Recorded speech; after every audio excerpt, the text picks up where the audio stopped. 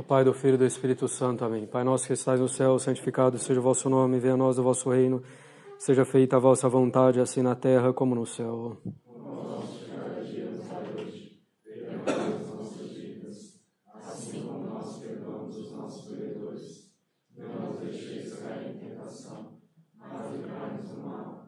Em Jesus de Praga, Nossa Senhora das Dores, São Pio V, São Pio X, em nome do Pai, do Filho e do Espírito Santo. Amém.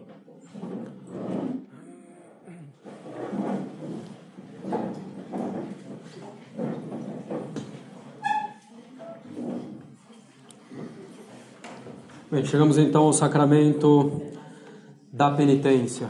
Então, o sacramento que recebe vários nomes, né? Primeiro deles não em ordem necessariamente de importância ou de uso, confissão, né? Que é o nome retirado da parte em que o pecador deve acusar os seus pecados ao sacerdote. Então, o sacramento da confissão, em virtude dessa parte do sacramento em que o pecador deve acusar seus pecados ao sacerdote. Também chamado sacramento da penitência, e é esse o nome que nós vamos utilizar de preferência aqui. São dois motivos, né, para esse nome de sacramento da penitência. Primeiro, pela penitência sacramental, que o penitente deve cumprir em função de seus pecados, e que lhe é imposta pelo padre confessor, né? Então, esse nome penitência em virtude da penitência sacramental, mas também em razão da virtude de penitência, que é o fundamento do sacramento da penitência.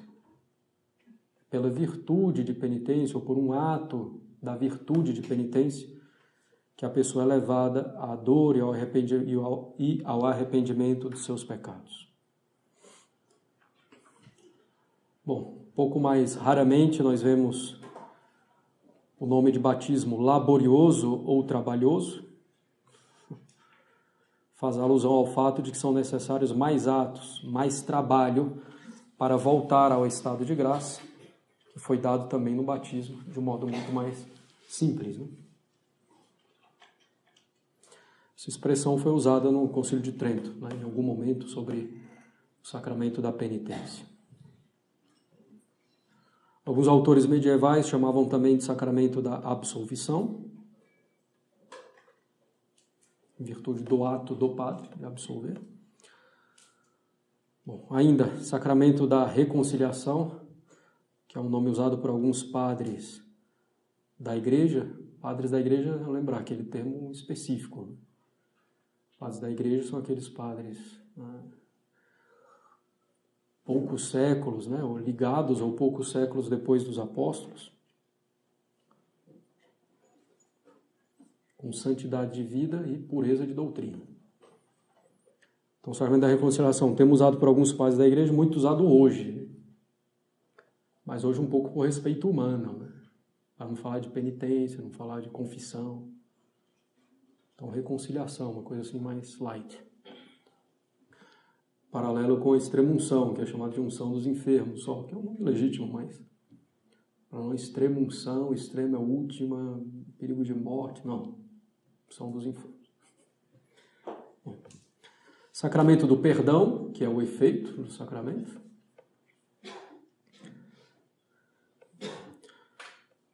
Ou ainda segunda tábua da salvação. Primeiro é o batismo, né? Então, a segunda tábua da salvação. É um nome também muito frequente entre os padres da igreja, os teólogos medievais, e é também um termo usado nos documentos do Concílio de Trento.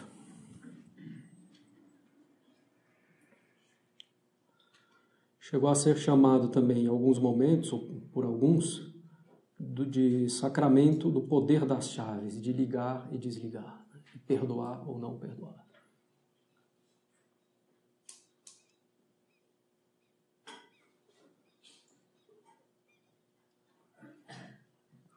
Quando foi instituído o sacramento da penitência? Bom, primeiro, Nosso Senhor deu à igreja o poder de perdoar os pecados, né, efetivamente. A instituição, entrega desse poder acontece depois da ressurreição, antes da ascensão. E é narrado em São João 20, 21, 23.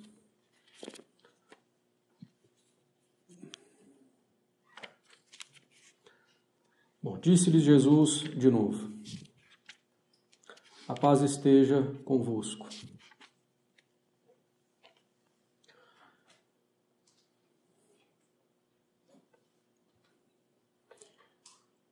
Assim como o Pai me enviou, também eu vos envio a vós. Tendo dito essas palavras, soprou sobre eles e disse-lhes: recebei o Espírito Santo. Aqueles a quem perdoardes os pecados, ser-lhes-ão perdoados. E aqueles a quem os retiverdes, ser-lhes-ão retidos. Mais claro, impossível.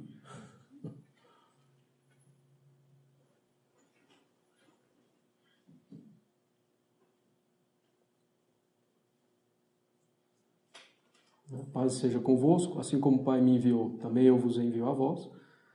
Tendo dito essas palavras, soprou sobre eles e disse: recebei o Espírito Santo. Aqueles a quem perdoados os pecados, serão perdoados. Aqueles a quem os retiverdes, serão retidos. Então, mais claro, impossível, né? Se alguém quiser negar isso, a instituição do sacramento da penitência, como algum protestante, então, só fazendo um malabarismo tremendo, né? Corrompendo o próprio sentido das palavras, tão claras. Tão claro. Nosso Senhor dá uma missão a alguns, né? Não estavam ali todos os discípulos nesse momento, no cenáculo, né? Depois da ressurreição, estavam os apóstolos. E ao soprar sobre eles e dizer: recebei o Espírito Santo, deu-lhes um poder sobrenatural de perdoar os pecados. Então, a ação do sacerdote faz diferença para o perdão dos pecados ou não.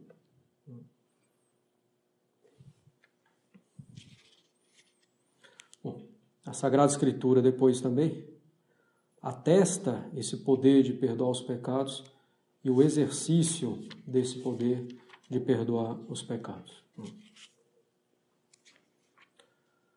Por exemplo, segunda epístola aos Coríntios 5:18.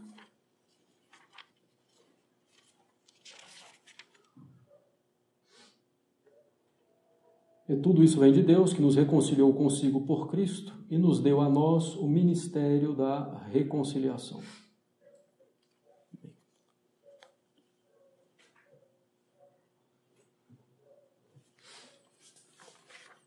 Então, justamente a reconciliação pelo perdão dos pecados.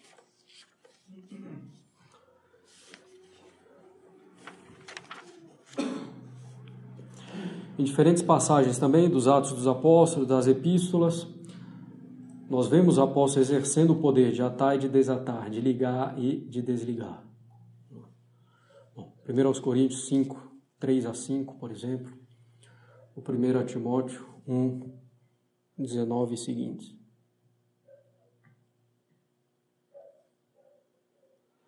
Nosso Senhor fez até mesmo uma promessa antes de dar o poder de perdoar os pecados. A São Pedro, em particular, que tem o poder supremo, soberano, né? Que tem o primado de jurisdição, o Senhor diz: te darei a chave do reino dos céus. Tudo que ligares na terra será ligado no céu. Tudo que desligares na terra será ligado no céu.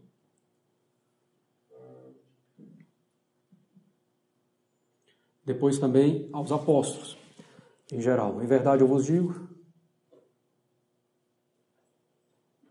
que ligares na terra será ligado no céu, tudo que desligado será desligado, tudo que desligado na terra será desligado no céu. Então nós temos a promessa de Nosso Senhor de dar esse poder das chaves, bom, que não se refere só à penitência, né, mas também a Ele. Pois nós temos a instituição efetiva, né, entre a ressurreição e a ascensão, trecho que nós lemos há pouco, e o exercício, ainda entre os primeiros cristãos, ainda entre os apóstolos. Como a missão de salvar as almas, né, de reconciliá-las com Deus, não termina com os apóstolos, vai até o fim do mundo. Nosso Senhor mesmo falou: estarei convosco até a consumação dos séculos. Então esse poder se transmite dentro da igreja. O magistério afirma, o magistério da igreja afirma claramente a existência do sacramento da penitência, esse poder de perdoar os pecados, em particular no Concílio de Trento, justamente para definir de modo cabal a doutrina católica em virtude da revolta protestante. Então, se alguém disser que as palavras do Senhor, nosso Salvador, recebeu o Espírito Santo, a quem perdoados os pecados, eles são perdoados, a quem os retiverdes, eles são retidos. Se alguém disser que essas palavras não devem entender-se do poder de perdoar ou reter os pecados no sacramento da penitência, como a Igreja Católica o entendeu sempre desde o princípio, que seja anátema, seja excomungado. É evidente, era muito conveniente que Nosso Senhor instituísse o sacramento da penitência. A misericórdia divina deu como remédio ao pecado original o batismo. Era preciso um remédio também para o pecado atual. E esse remédio para o pecado atual, quer dizer, para os pecados cometidos depois do batismo, esse remédio é precisamente a penitência, que leva a alma a uma segurança, a uma certeza moral, certeza considerável, de que seus pecados foram de fato perdoados. E esse poder se estende absolutamente a todos os pecados. Em nenhuma hipótese, absolutamente, a nossa miséria é maior do que a onipotência divina e do que a misericórdia divina. Seria uma certa blasfêmia. O pecado é tão grande que nem Deus pode perdoar. Opa. Não. Deus pode perdoar qualquer pecado. Não existe pecado imperdoável. Já comentamos um pouco isso, quando falamos dos pecados contra o Espírito Santo. Não é que, de fato, eles sejam completamente imperdoáveis, é que é muito difícil sair deles, mas não é impossível.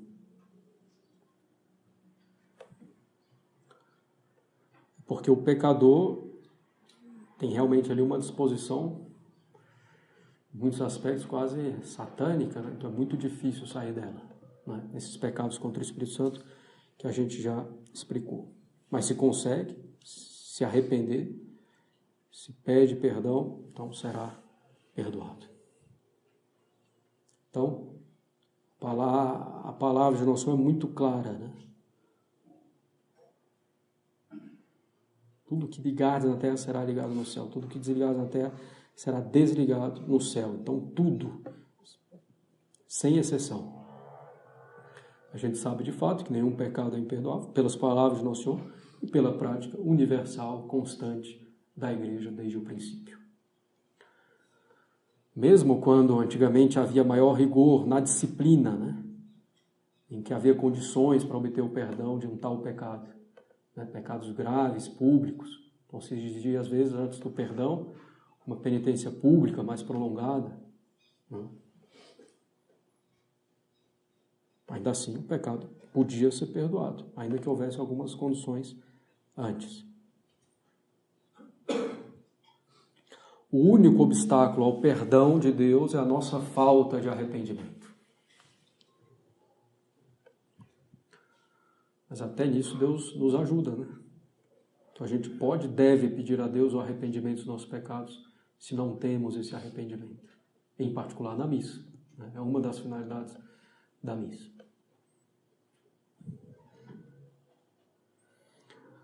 E esse poder de perdoar qualquer pecado foi dado por Nosso Senhor à hierarquia da Igreja.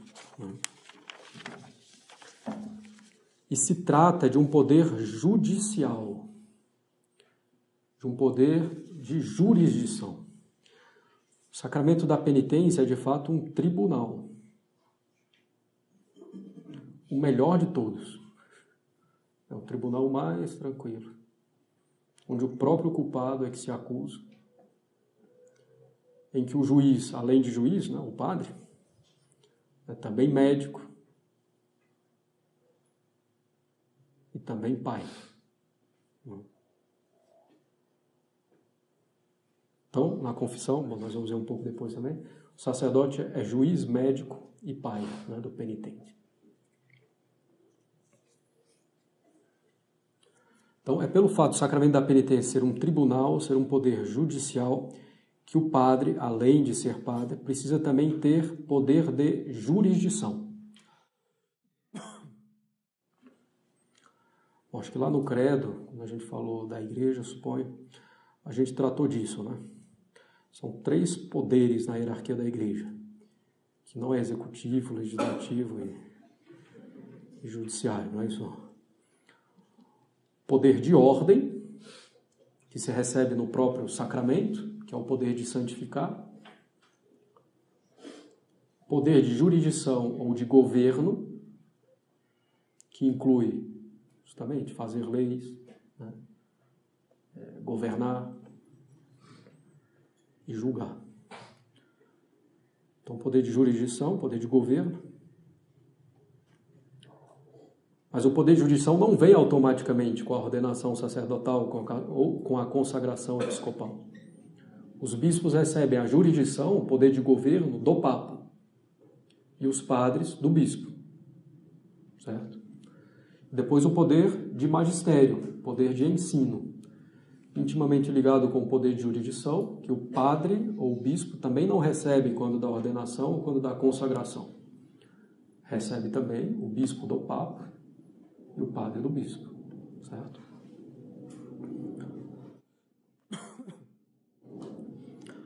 Alguns sacramentos podem ser celebrados validamente, tendo o padre só o poder de ordem, validamente. Por exemplo, a missa celebrada por um padre excomungado, ou reduzido ao estado laico. Ele não pode mais rezar a missa. Ele está proibido, né, pela autoridade, rezar a missa.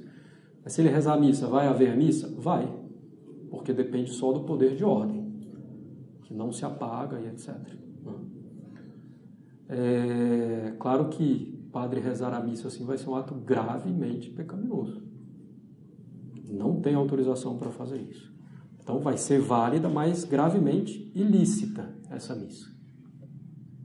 Porque a igreja não autoriza. Um bispo para crismar, por exemplo. Bom, se é o bispo da própria diocese, mas um outro bispo que não tem jurisdição nenhuma, não tem nenhuma diocese, etc., e já está aposentado, ele precisa também, bom, para crismar validamente, não precisa de nenhuma autorização. Mas para crismar licitamente, sem cometer um pecado, tem que ter pelo menos a autorização, né, presumida, né, do bispo local.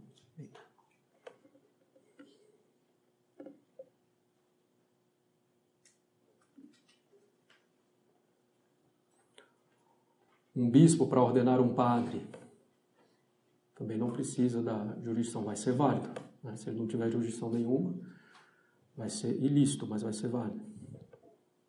Bem, o sacramento que realmente precisa do poder de jurisdição para ser válido é o sacramento da confissão, justamente porque é um tribunal. Então, o juiz no tribunal precisa de jurisdição, tem algum poder sobre aquela causa. Então, o padre precisa receber do bispo esse poder de confessar, para confessar. Sem isso, as confissões serão inválidas, certo?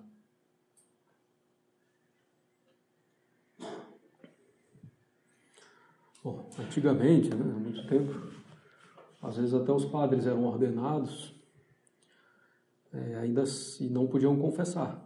Tinham ainda que, né, continuar uma certa formação em teologia moral, né, e na prática da confissão, até receberem o poder de confessar. Bem, o poder de perdoar os pecados é um poder, então, de jurisdição, né, judicial, e é uma sentença constitutiva, que o padre disser ali muda a coisa. Não é uma sentença meramente declaratória, que o padre se dá conta e declara então que os pecados estão perdoados. Não, o padre perdoa os pecados. Não é que Deus perdoa diretamente, o padre reconhece e declara que estão perdoados. O padre perdoa. Claro, com o poder de nosso Senhor Jesus Cristo.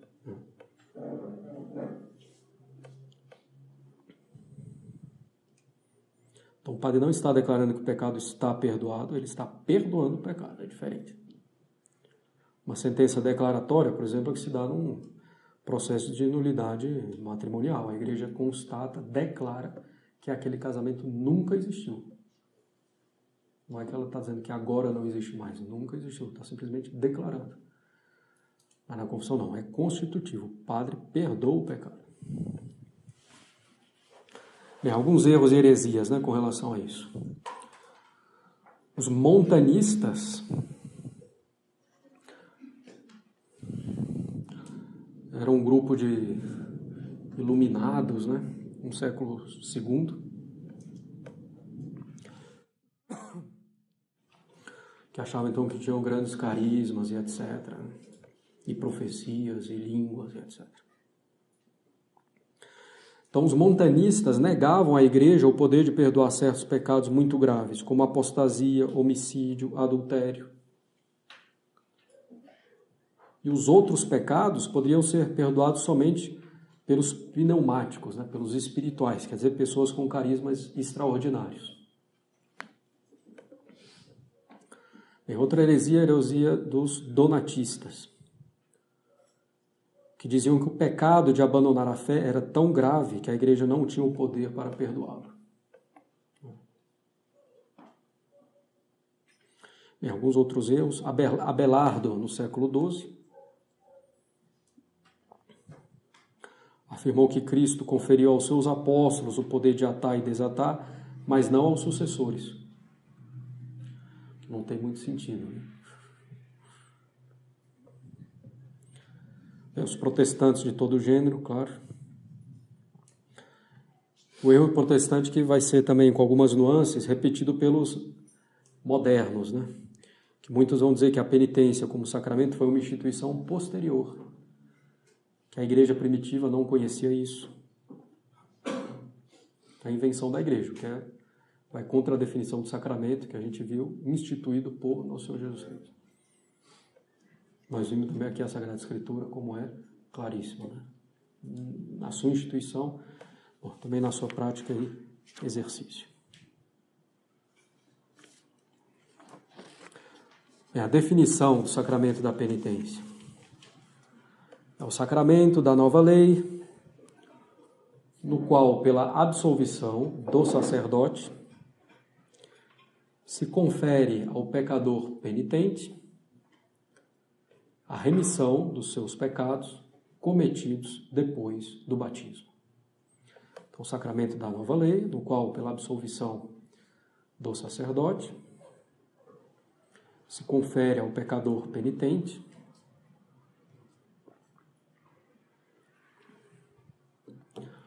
a remissão dos seus pecados cometidos depois do batismo.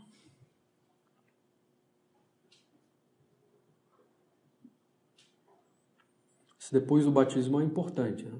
Não se pode confessar, não é matéria de confissão, pecados cometidos anteriormente ao batismo, né? No caso de alguém que foi batizado adulto, claro, que poderia então ter esses pecados anteriores ao batismo. Não, eles são apagados no batismo se a pessoa estiver arrependida. Se no batismo ela não está arrependida, não vão ser apagados no batismo, mas quando ela fizer um ato de contrição, de arrependimento com relação a esses pecados. Bem, qual é a matéria do sacramento da confissão? São os atos do penitente em torno dos pecados cometidos depois do batismo. A contrição, nós vamos ver cada um desses atos com calma, né? A contrição, a confissão e a satisfação.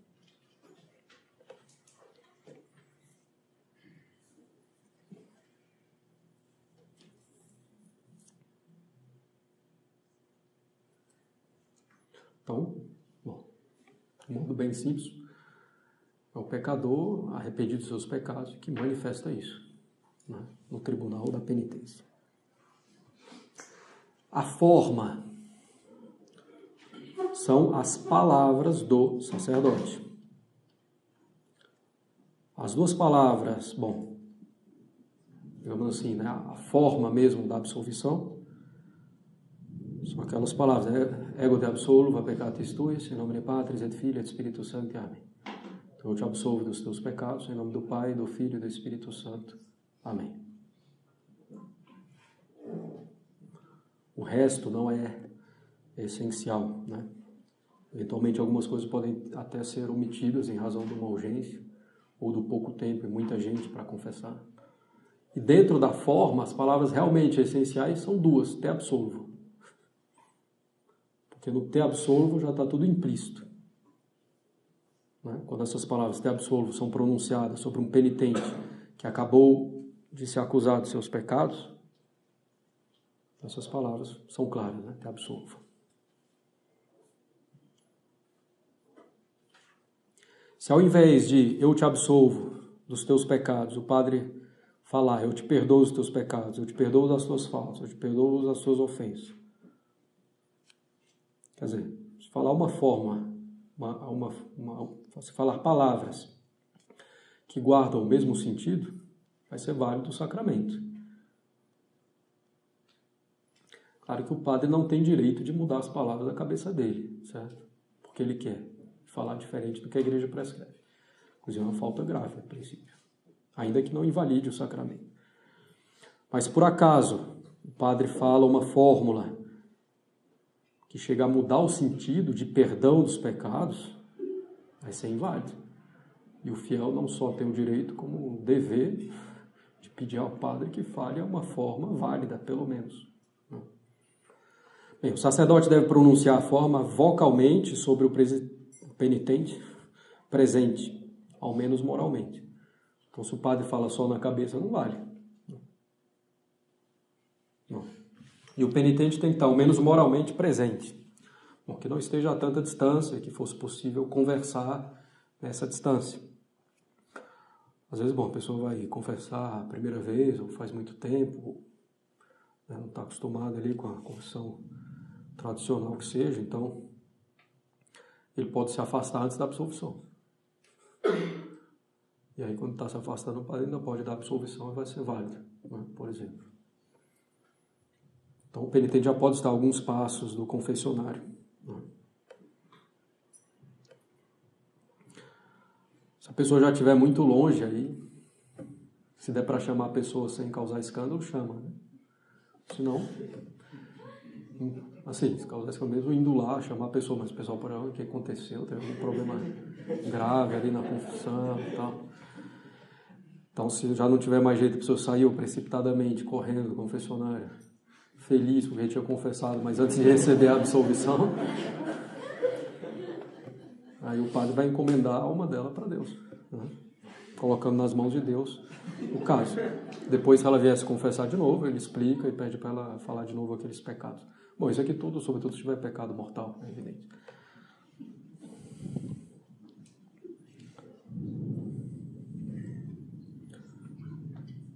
Bem, a absolvição, a princípio se dá de forma absoluta, né, no penitente bem disposto, quer dizer que o padre vê que está verdadeiramente arrependido dos seus pecados, né, não está escondendo nada, etc.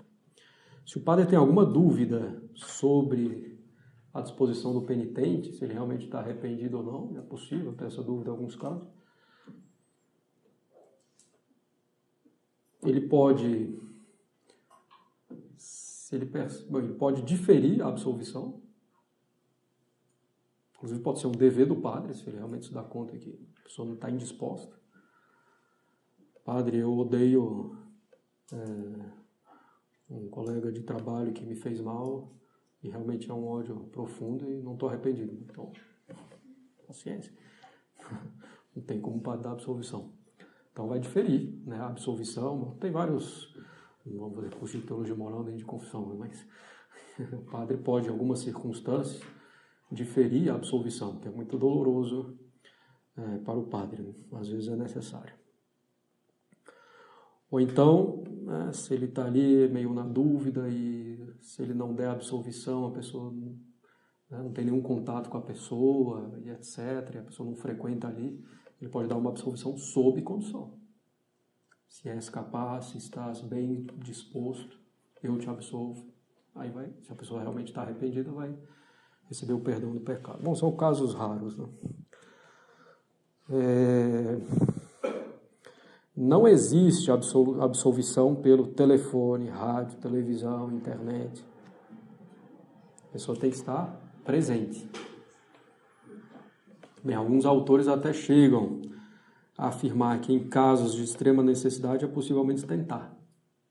Também não se tem uma certeza tão absoluta que seja inválido.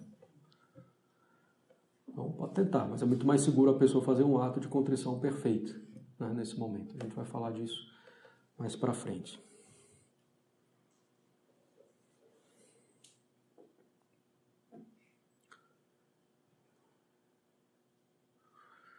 Bem, um parênteses aqui, a absolvição coletiva é inválida, certo?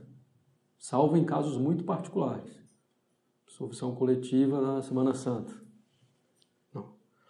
Absolvição coletiva é diferente também de mutirão de confissão, né? Mutirão de confissão, a princípio, são vários padres confessando individualmente as pessoas. Absolvição coletiva é um monte de gente, ó, arrependo aí dos pecados de vocês e eu vou dar absolvição para todo mundo. Que foi uma prática que eu acho que hoje está bem menos corrente, mas já foi muito difundida. E o Código de Direito Canônico é explícito com relação a isso. Então, em que caso seria possível uma absolvição coletiva, né? Quando há várias pessoas para confessar, é preciso confessá-las rapidamente e não há tempo. Tem um avião caindo, tem um padre lá. Ele pode dar absolvição coletiva. Coitado vai ficar sem, mas...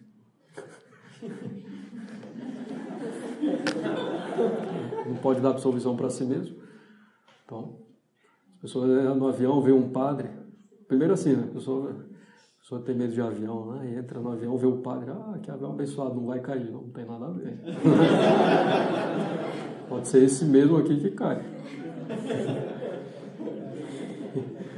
Ou então a pessoa já é mais católica. Bom, se cair, pelo menos tem um padre aqui para dar absolvição. Você fica contente, mas o padre...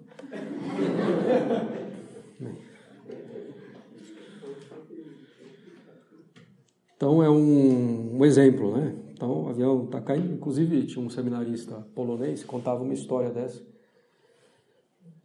Na Polônia, justamente, era um bispo polonês que estava no avião. E aí falhou um motor, né? Bom, aí falhou outro. Aí tem um problema. Aí o bispo foi lá e falou, bom, sou um bispo católico, né? Arrependo dos seus pecados, vou dar absolvição, né? Porque estamos sem motor no avião, então tem um grande risco. E aí ele fez assim, depois parece que os motores voltaram. Bem, então, nessa situação, né? Em qualquer situação dessa, né? Semelhante, então o padre exorta as pessoas ao arrependimento e dá o perdão coletivo, né? Cada um faz um ato de contrição e o padre então dá a absolvição, né? De modo coletivo. Nesse nosso exemplo, se o avião não cair, cada um deve procurar a confissão auricular, individual, para confirmar essa absolvição coletiva. Uma absolvição coletiva também só tem valor se a pessoa estiver disposta a, assim que possível, confessar-se individualmente. Certo? Então, mesmo a absolvição coletiva no momento legítimo, a pessoa tem que ter disposição de fazer a confissão auricular, né, ao ouvido do padre, assim que possível. Bom, assim, não, quando possível.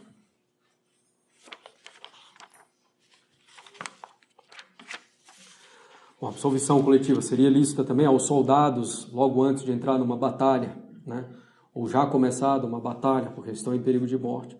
São uma quantidade considerável de soldados, né, numa emergência, então não dá para ouvir cada um em particular.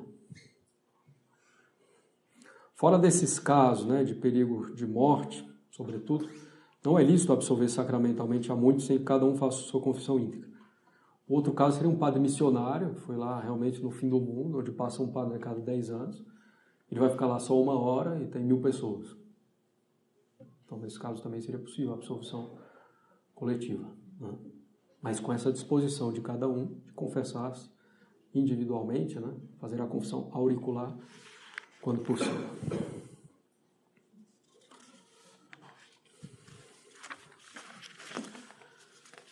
Bem, o que é necessário para uma boa confissão? Primeiro, o exame de consciência. Para fazer uma boa confissão é necessário fazer um bom exame de consciência.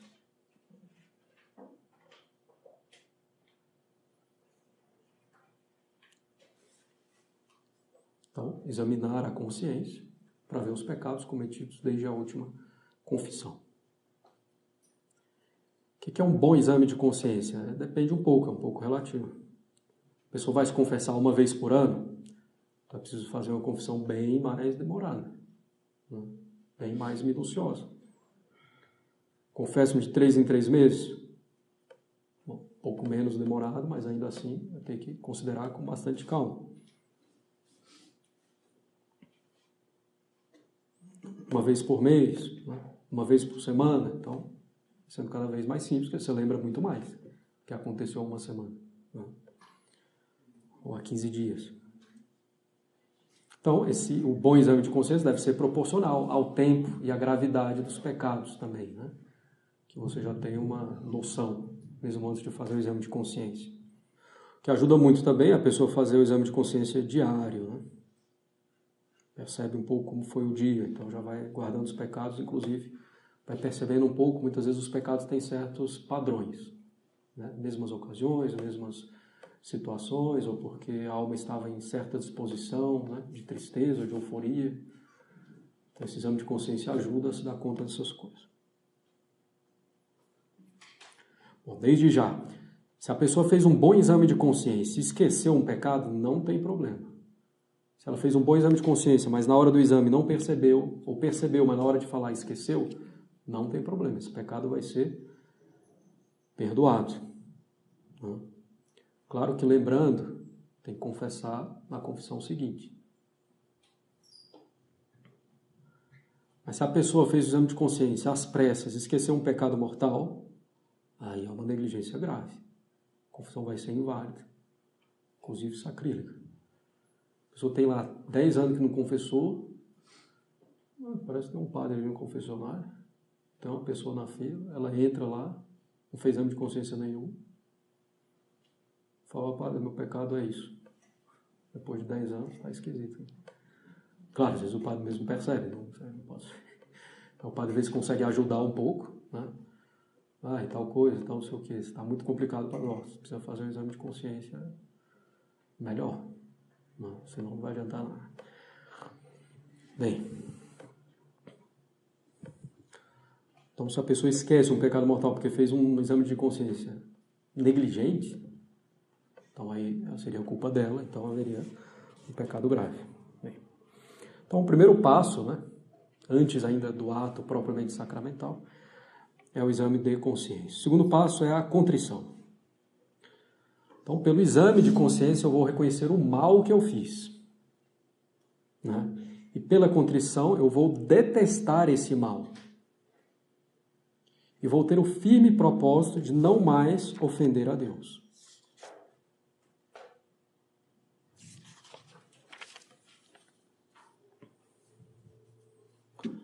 Então, a contrição é a dor pelos pecados cometidos, mas atenção, uma dor espiritual. Não é dor sensível, não preciso chorar, não preciso ficar triste sensivelmente. Se ficar bem, né? Se não ficar também não tem problema nenhum. Então é uma dor espiritual, uma dor da alma, certo? Então é a dor espiritual, a detestação dos pecados cometidos, enquanto são ofensa a Deus, com o propósito de não mais tornar a pecar.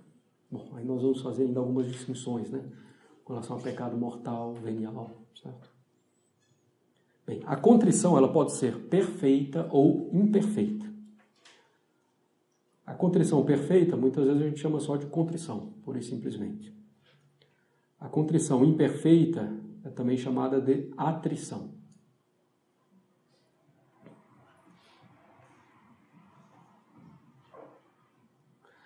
A contrição perfeita é aquela que rechaça a ofensa a Deus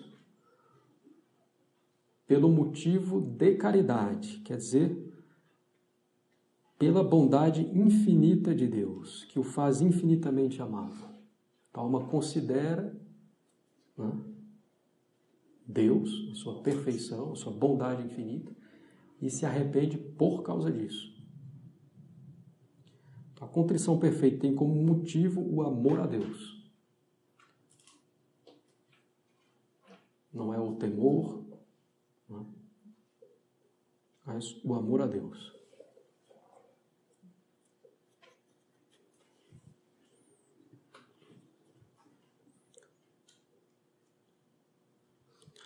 A atrição, ou a contrição imperfeita, detesta os pecados por motivos inferiores, que não são ruins, mas não são o motivo perfeito.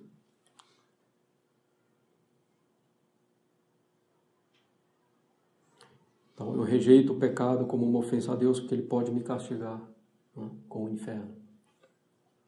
Em todo caso, tem que ser sempre uma rejeição do pecado por ele ser uma ofensa a Deus. Se eu me arrepender simplesmente porque eu vou ser castigado, não estou nem aí para Deus. O problema é que eu vou ser castigado, isso aí não é arrependimento para nada.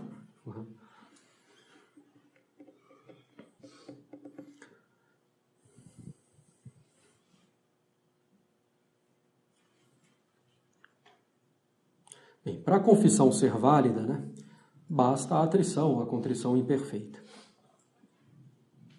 A contrição perfeita, que não é uma coisa tão simples, mas também não é impossível, nem tão rara assim, né? A contrição perfeita, ela já perdoa os pecados. Se eu faço um ato de contrição perfeita, meus pecados já estão perdoados. Todavia, esse ato de contrição perfeita inclui sempre o desejo de confessar-se, né, individualmente, assim que possível.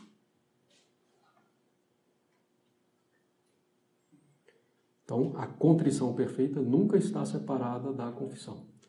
Depois também, para ter certeza de que fez um ato de contrição perfeita, né, não arriscaria. Então, procura a confissão. Mas, em todo caso, né, o ato de contrição perfeita inclui o desejo de confessar-se, assim que possível. Mas é importante saber isso, né, que o ato de contrição perfeita já perdoa os pecados. Que num caso de emergência, né, que por uma grande infelicidade, imprudência, né, eu estou em pecado mortal, sei lá, numa estrada, sofro um acidente, estou morrendo, pecado mortal. Não sei que a providencialmente seja muito boa e que eu tenha feito, por exemplo, as 9 primeiras sextas-feiras, né? Passa um padre lá na estrada para me dar absolvição. Acontece. Tem gente que passou a vida inteira afastada da igreja, né? Mas na infância, no início da juventude era próximo, está morrendo e vai o padre lá por acaso. Alguma coisa ela fez, né? Eu digo que provavelmente foi a devoção das 9 primeiras sextas-feiras. Bom, então, se a gente está numa situação dessa, a gente não tem mais escapatória? Tem, um ato de contrição perfeito.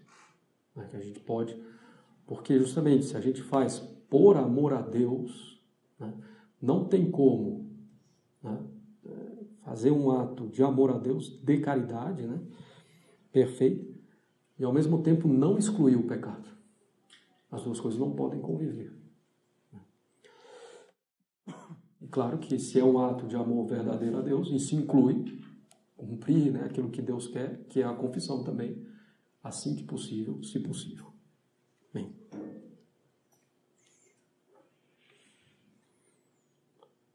Se a pessoa sobreviver a esse acidente, então ela tem que confessar os seus pecados. Bem, a contrição ela tem que ter algumas qualidades, né? Contrição aqui no sentido genérico, de contrição perfeita ou imperfeita.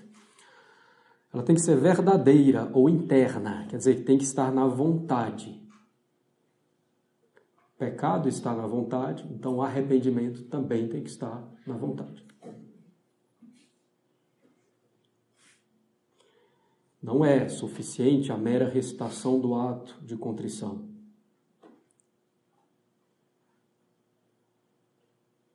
Nem basta o propósito de não pecar dali por diante, daqui para frente.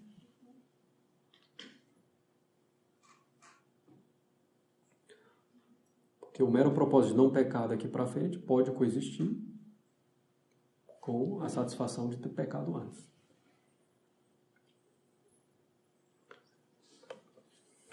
Então, tem que ser verdadeira ou interna, quer dizer, tem que estar na vontade. Não é suficiente a mera recitação do ato de contrição. Não basta nem o próprio ato, não basta nem o propósito de não pecar dali por diante. Não basta a dor dos pecados em abstrato. Preciso a dor dos pecados cometidos concretamente. Nem basta o mero desejo de ter arrependimento, que isso ainda não é o arrependimento. Claro que esse desejo é bom e vai levar ao arrependimento, né, com a graça de Deus.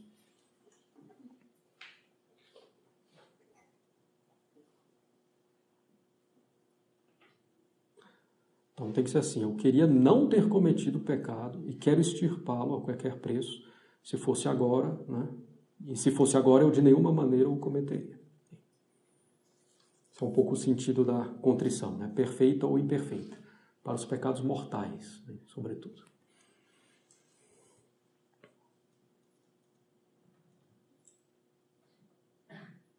Então a contrição tem que ser interna, né? Na vontade, mas no sacramento da penitência, da confissão, essa contrição interna vai ter que ser manifestada exteriormente, de alguma maneira. Mais clássico, a reza do ato de contrição.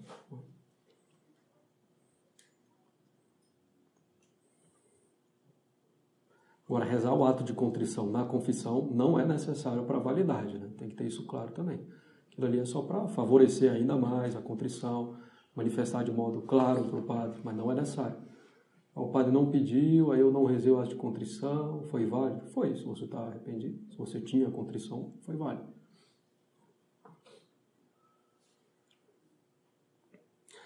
A contrição deve ser também uma contrição sobrenatural, quer dizer, por um motivo sobrenatural. Um motivo que se reconhece pela fé.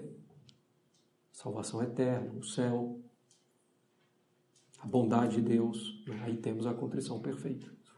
Se o arrependimento é pelo motivo sobrenatural da bondade de Deus. Pode ser também, né, a feiura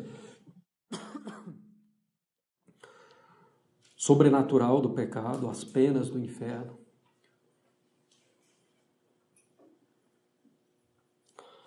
Bem, a contrição deve considerar o pecado como o maior dos males. E, consequentemente, devemos estar dispostos a perder tudo, a perder qualquer bem, a perder a própria vida, a sofrer qualquer coisa antes do que pecar novamente.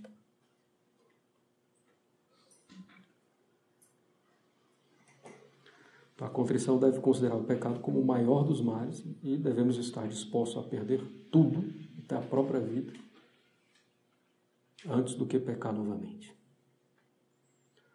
Com a contrição, nós devemos odiar o pecado como sumo mal, como aquilo que deve ser evitado a qualquer preço.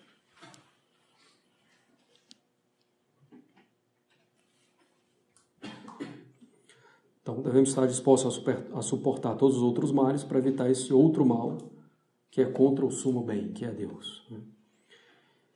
E isso, né, essa disposição de sofrer tudo antes que pecar, a disposição da inteligência, da vontade, não é de uma maneira sensível, intensa, palpitante.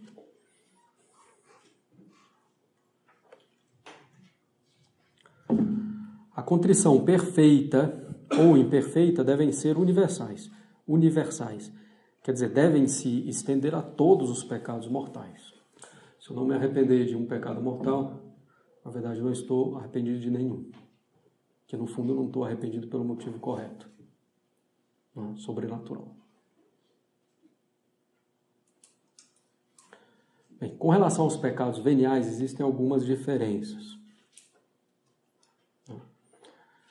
Primeiro, a condição precisa ser universal com relação aos pecados veniais. Porque eu posso me confessar de outros pecados veniais, né? E dos mortais, e não está arrependido de um pecado venial e não confessá-lo. E essa confissão vai ser válida. A confissão ser válida, eu preciso confessar todos os pecados mortais, mas não é necessário confessar os pecados veniais. Não. Então eu posso me arrepender de um pecado venial e não de outro, isso é possível. Com um pecado mortal, não. Para que um pecado venial seja perdoado, né, a contrição com relação ao pecado venial não requer nem mesmo que o propósito de emenda seja de evitar todos os pecados veniais em absoluto. Basta que o propósito seja diminuir o número dos pecados ou a intensidade deles. Porque, propriamente falando, evitar todos os pecados veniais só por uma graça muito particular de Deus. Certo? Então, o arrependimento suficiente para os pecados veniais é a diminuição do número deles, cada vez mais, e da intensidade. As pessoas se ficam iradas muito facilmente, diminuir a intensidade dessa ira cada vez mais. Já bem, isso aqui não é um salvo-conduto para os pecados veniais, nada disso. A gente tem que fazer todo o nosso esforço, certo? Para evitar os pecados veniais. Em si, é possível, mas bom, essa era uma graça muito particular de Deus. Então, para o pecado mortal, tem que ser o arrependimento de todos e de nunca mais voltar a cometê-los. O pecado venial basta, não precisa ser de todos, né? E basta que seja diminuídos e intensidade. Já é uma contrição suficiente para os pecados veniais. Então, os pecados mortais devem ser extintos completamente, né? Não basta que sejam diminuídos.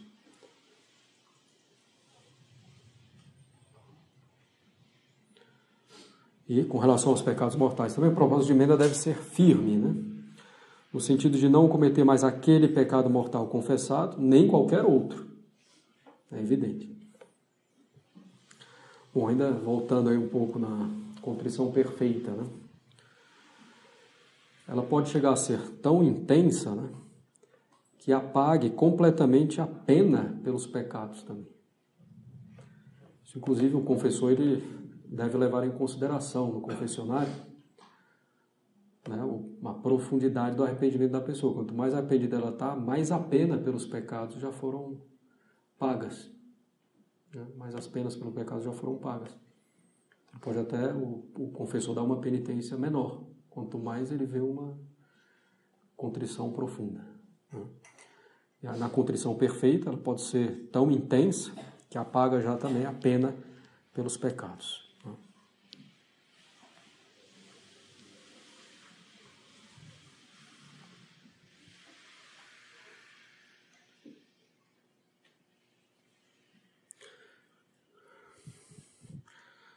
Precisamos ter organizado um pouco melhor aqui a ordem, bom, paciência. Quanto ao propósito de emenda, deve ser firme, como a gente falou. A pessoa, no momento em que ela se arrepende, no momento que vai confessar, né, deve estar decidida a não voltar a pecar com toda a sinceridade. Ainda que a pessoa perceba sua fraqueza, mesmo a probabilidade de cair de novo, e que haja grande chance de cair novamente. A probabilidade de cair não impede que a pessoa esteja com um propósito firme de não pecar, certo? No momento da confissão. E essa probabilidade não impede que haja a contrição, que haja o propósito de emenda. Claro, quem tem um propósito firme de não mais pecar, né? Tudo aí para os pecados mortais, vai empregar os meios firmemente para evitar o pecado, para evitar o que conduz ao pecado. Quem quer o fim, emprega os meios para chegar a esse fim. Então, quem quer evitar o pecado, vai empregar os meios para isso, e firmemente. As orações necessárias, as práticas necessárias, as mortificações necessárias. Não frequentar tal lugar, não frequentar tal pessoa, tal ambiente, etc. Tal atividade. Se a pessoa não está disposta realmente a empregar os meios necessários para evitar o pecado, então não tem realmente um firme propósito. Bem, mais uma vez, esse propósito de emenda deve estender-se a todos os pecados mortais, sem excluir nenhum, né, no futuro. Bem, a contrição engloba, então, a dor e a detestação do pecado e o propósito de não mais cometê-lo. Né? E tudo aqui para o pecado mortal. E essa contrição se alcança também pedindo a Deus essa graça, né?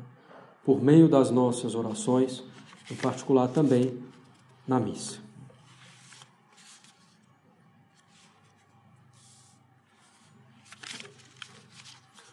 Bem, nós vamos ficar aqui então nessa primeira parte do sacramento da confissão, da penitência, até a contrição, faltando ainda a confissão propriamente dita, a acusação dos pecados, a absolvição, depois a penitência, finalmente a questão das indulgências. Depois a extrema-unção, depois o sacramento do matrimônio e da ordem. Então é bem provável que nos reste aí pelo menos um sábado ainda para a gente falar de outros temas importantes, né? Então, lembrando, né, aqueles que vão receber algum sacramento, eu preciso da certidão de batismo recente, conseguida na secretaria da paróquia, onde foi registrado o batismo, né? E isso o quanto antes. Sem isso é impossível a gente proceder a alguns dos sacramentos, né? Batismo, crisma, mesmo Eucaristia. Certo? Então, e a crisma dia 2 de dezembro, domingo 2 de dezembro. Bem, alguma dúvida, questão? Aqui. Padre, eu gostaria de saber a maneira correta para a reparação de um sacrilégio. Digamos, é a mesma maneira para os pecados, né? Em geral, não muda a natureza propriamente da reparação. Claro que tem que procurar que seja uma reparação mais perfeita, ou mais duradoura, ou mais intensa, né? Mas a reparação, ela se faz, oferecendo orações nesse sentido, em particular muito útil, né? Como devoção reparadora pelos pecados, pelo sacrilégio em particular, a devoção reparadora ao Sagrado Coração de Jesus, né? Também ao Imaculado Coração de Maria. Então é uma coisa muito útil. Mas, pelas orações em geral, ou por mortificações, né, renúncias oferecidas com esse propósito, certo? Por boas obras também, dar uma esmola em reparação pelos pecados, por exemplo. Então, são alguns modos, e no caso de pecados mais graves, então, pode fazer coisas, né, prudência, etc., com conselho, né, coisas mais ou intensas, ou procurar fazer coisas mais perfeitas em reparação. Um padre sem jurisdição para confessar, e no caso de emergência ele poderia confessar? Sim, né? No caso de morte, a igreja dá jurisdição para ele, nesse caso. Mesmo existe também, eu já entreguei um pouco em questões mais delicadas, mas o caso do erro comum. Tem um padre sem jurisdição, sentado no confessionário, os fiéis não sabem de nada e supõem que ele tem jurisdição e vão lá confessar. Nesse caso, haveria a absolvição também, né? É bem na linha da pergunta dele, padre. Eu já vi algumas situações dos padres confessando fora da jurisdição dele, por exemplo, durante uma peregrinação. Eu queria saber em quais outras situações. Não, atualmente, o direito canônico diz, se você tem a faculdade de confessar em algum lugar, você tem no mundo inteiro, salvo em Roma, se você passa mais de um determinado período, não sei se um mês, etc. Aí você precisa de uma permissão particular também em Roma. Mas hoje, se você recebeu, por exemplo, recebi aqui do arcebispo de Brasília, então posso confessar em qualquer lugar do mundo.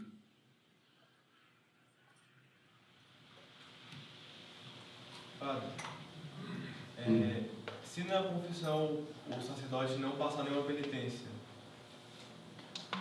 tem algum problema? tem problema sério. Bom, claro que depende se é um pecado mortal ou venial. O padre tem uma obrigação grave de dar uma penitência correspondente a um pecado grave, certo? A não ser que ele mesmo vá pagando também, né, pela pena devido ao pecado, com suas orações, mortificações, etc. Mas é um problema grave porque é um mal grave para a alma daquele penitente, porque a satisfação, a reparação sacramental tem um valor muito grande. Nós vamos falar disso um pouco mais para frente aí, né, quando falar da satisfação justamente da penitência sacramental, do sacramento da penitência. Vamos falar com alguns detalhes sobre isso. Algo mais? Só para retomar, né? Então, um padre que tem jurisdição em um lugar, dado por um bispo, ele vai ter em qualquer lugar do mundo, a não ser que o bispo, em algum lugar, dê alguma restrição explícita. Aqui na minha diocese, só confesso os padres que receberam de mim a jurisdição para confessar. Aí sim, mas em geral nenhum bispo faz isso. Então, que um bispo proíbe um padre, né? Você, padre fulano de tal, não pode confessar aqui na minha diocese. Alguma outra dúvida? Essa jurisdição está relacionada, então, com lugares geográficos. Por exemplo, o caso de uma peregrinação. No caso, o padre está confessando um fiel que é companheiro dele, da peregrinação, da mesma paróquia que ele. Então, o que vale é o local. O que vale... Não, porque assim, não vai fazer muita diferença se é fiel dele ou não. Por exemplo, eu fui para a República Tcheca. Confessei uma pessoa lá. Não em tcheco. Não tem problema nenhum. Porque eu tendo jurisdição aqui dada pela Assembleia de Brasília, eu posso confessar em qualquer outro lugar do mundo, em qualquer circunstância condizente com a confissão. O direito canônico atual é esse. Antigamente não era. Era diferente. Era muito mais restritivo. Olha, por exemplo, se o arcebispo chegasse para o senhor e falasse que o padre Daniel não pode confessar, e tudo bem, o senhor não pode, mas num caso grave, o senhor vem lá, não poderia confessar, hein? Não pode. Nesse caso, a igreja dá a jurisdição.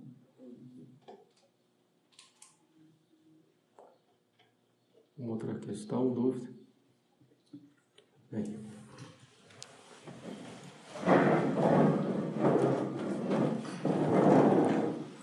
Do Pai, do Filho e do Espírito Santo. Amém. Ave Maria, cheia de graça, o Senhor é convosco. Bendita sois vós entre as mulheres, bendito é o fruto do vosso ventre, Jesus. Santa Maria, Mãe de Deus, rogai por nós, pecadores, agora e na hora de nossa morte. Menino Jesus de Praga, Nossa Senhora das Dores, São Pio V, São Pio X, em nome do Pai, do Filho e do Espírito Santo. Amém.